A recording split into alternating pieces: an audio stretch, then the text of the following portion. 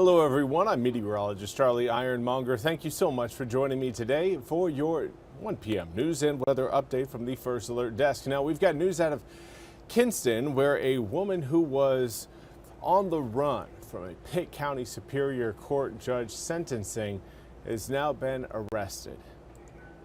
Kinston police say they arrested 40-year-old Shakimia Clemens after officers say she was hiding from Pitt County law enforcement in an apartment on the 4000 block of North Heritage Street. Now officers say she was wanted for running from Pitt County Superior Court just before being sentenced for a hit-and-run charge.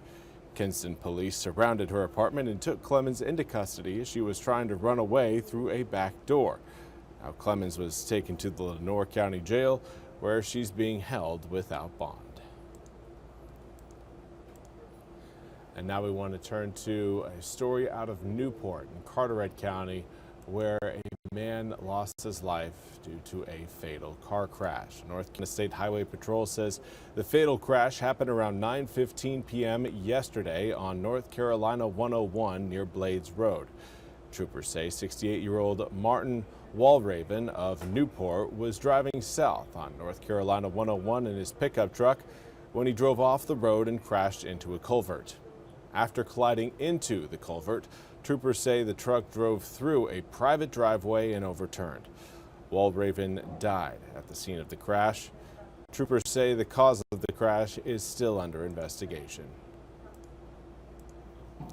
And I also want to highlight another story out of Carteret County, this one of a toddler who drowned. Now, authorities say the toddler drowned over the weekend at a campground pond in Carteret County. Now, deputies say they were called at around 9 p.m. Saturday to Goose Creek Resort on Red Barn Road near Bogue. The child, identified as 4-year-old Braden Edwards, was with his parents who were visiting from Gardner, according to a news release. Now, bystanders performed life-saving efforts, but the child was pronounced dead at Carteret Healthcare.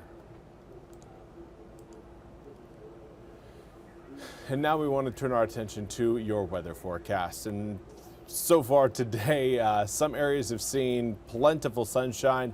Others have seen gray skies. Others have been stuck under the storms. Now let's talk about those storms specifically. The sunshine, it speaks for itself. But here we go. Here's a look at the current thunderstorms we have over eastern North Carolina, stretching from mainland Dare County across Hyde County and then over the mouth of the Pungo River, out of the mouth of the Pamlico River there, across southern Beaufort County into northern Craven County, even almost extending all the way into Kinston with a few drops. Now, if we zoom the picture out a little bit further, we can see that we've got more thunderstorm development further back towards the west, and a lot of this development is going to continue to head eastward. So we are starting to get into that time period where thunderstorms are going to become more prevalent.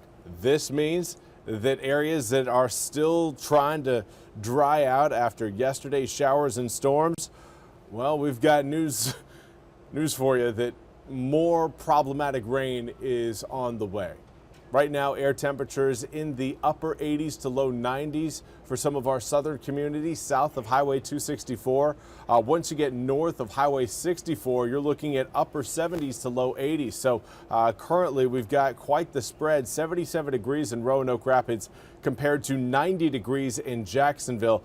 That is the power of cloud cover. A lot of the clouds today have really been anchored along and north of Highway 264, which is why we are seeing again such a wide temperature discrepancy across eastern North Carolina. Now, humidity is present everywhere in the east. It is just one of those consistencies we are in fact seeing today, is the fact that it is humid no matter where you go. Now, through the next few hours, as we continue to see showers and heat-driven storms really pop up across the east, that humidity will be kind of turned into heavier showers and heavy downpours. The possibility of maybe even picking up some hail, that is a possibility tonight just because the air is so humid. Now, if we can again get the air temperatures to hold in the low 90s across some of our southern communities, there is a chance we could have some strong, damaging wind gusts caused by falling hailstones out of some of those storms. That would mean that severe thunderstorms would be a possibility for tonight. Right now, that is looking like the case. Now, that'll be the case until we get to around 7, 8 p.m. at night tonight. Once we get past, we'll give it around 9 o'clock, a 9 o'clock end time.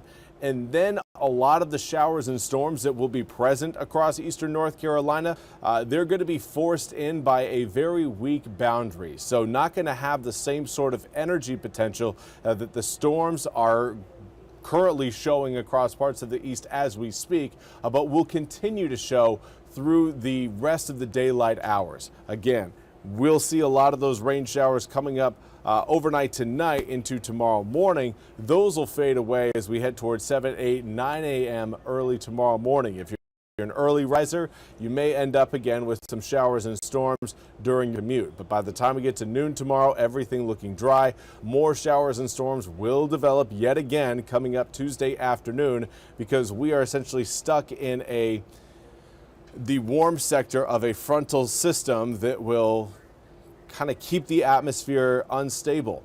Thunderstorms thrive on instability. So the fact that we are going to remain in a very unstable atmosphere over the next few days means that our thunderstorm threat each afternoon will very much be present. We won't get rid of it until we can stabilize our atmosphere, and that will happen after that cold front, not the one up to our north crosses over the eastern North Carolina region.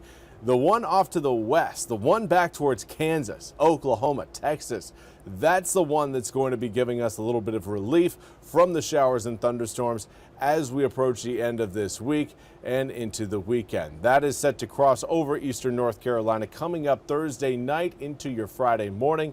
After that, again, the atmosphere stabilizes. We'll see a drier Saturday and Sunday, and potentially even Monday. However, humidity stays high. So while we may not see that rain potential there, the humidity will certainly be with us. That, I think, is an unshakable fact that will last at least until we get into September, possibly even October. But again, for the next several days, we will again maintain that chance of afternoon showers and storms, because air temperatures are set to go up and humidity will remain high.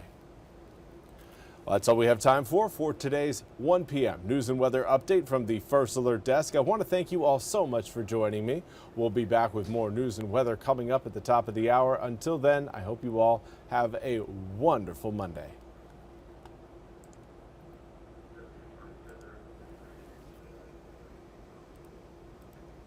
This hour of the WITN First Alert Desk is sponsored by Supreme Choice.